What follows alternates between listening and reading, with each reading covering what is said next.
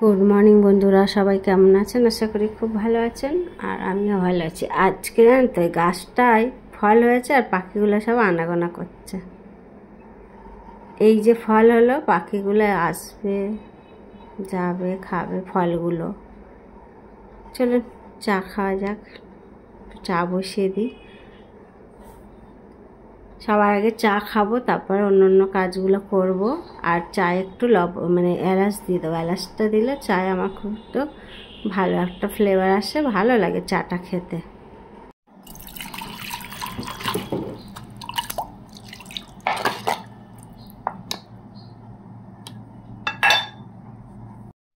চা হয়ে গেছে, খেয়ে নিই।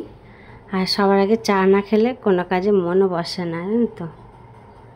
গরম গরম চা খেয়ে আর চায়ের বাসনগুলো ধুয়ে মেজে নিয়ে গুছিয়ে গাছিয়ে আবার যাই। সেই দিন কাঁচাগুলো সব বার করে রেখেছিলাম, সেই দিন আর কাঁচা হয়নি।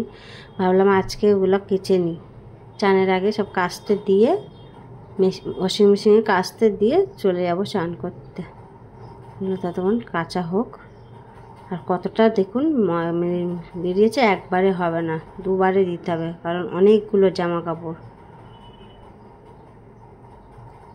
প্রচুর স্কুল ড্রেসগুলোও আমাকে দিয়েছে, কেচে দেওয়ার জন্য দিয়ে দিলাম। চান হয়ে গেছে, চলুন এবার পুজোটা দিয়ে নিই। আর এত গরম পড়েছে জানেন, প্রচুর গরম পড়েছে। একটা হাওয়া দিচ্ছে, একটা গরম গরম হাওয়া, খুব বিচ্ছিরি লাগছে গরমটা। এই যে গরমটা পড়লো, এবারে যে মানুষের একটা না খেয়ে শান্তি, না বসে শান্তি, না শুয়ে শান্তি, একটা যেন কেমন একটা বিচ্ছিরি। যারা বাইরে গিয়ে কাজ করে এই রোদ্দুরে, তাদের জন্য তো ভীষণ কষ্ট। আর দেখুন হলুদ জামাটা ভালো লাগছে না? জামাগুলো খুব সুন্দর। যে পুজো হয়ে গেল, এবারে রান্নার দিকে যাওয়া যাক। আর আজকে তেমন কিছু বাজার করিনি। ভাবছি ডাল আছে ঘরে, একটা মাছের মাথাও আছে ফ্রিজে। একটু ডালটা আজকে অন্যরকম করে বানাবো। সব মশলাপাতি নুন, হলুদ, পেঁয়াজ এগুলো সবগুলো দিয়ে ভালো করে মাখিয়ে রাখবো। একটু দেখবেন রান্না কিন্তু একই, জিনিসটা একই, একটু প্রসেসটা আলাদা করে রাখলে কিন্তু স্বাদটা অন্যরকম হয়, খেতেও ভালো লাগে। এইভাবে ঢাকা দিয়ে কিছুক্ষণের জন্য হতে দেবো। আর ঘরে একটু সবজি নেই, ভাবছি মাছের মাথাটা দিয়ে দুটো আলু দিয়ে একটু কষা কষা বানাবো আর কি, শুকনো শুকনো।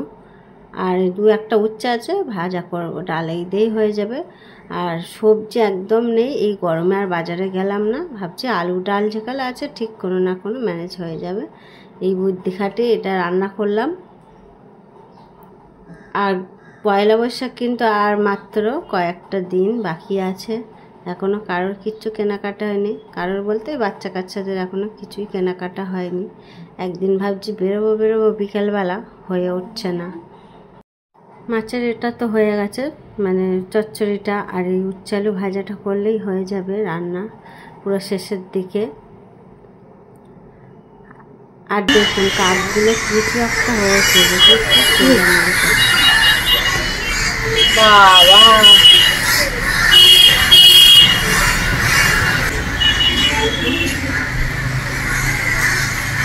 এদের না একটা ঝামেলা বেঁধেছি জানিস, কাজেদের এত সবাই লাইন দিয়ে কি ঝামেলা হচ্ছে। চল, খাওয়া দাওয়া তো কমপ্লিট হয়ে গেল দুপুরের। ভিডিওটা এখানে শেষ করছি। খুব ভালো থাকবেন, সুস্থ থাকবেন, দেখা হবে নেক্সট ভিডিওতে।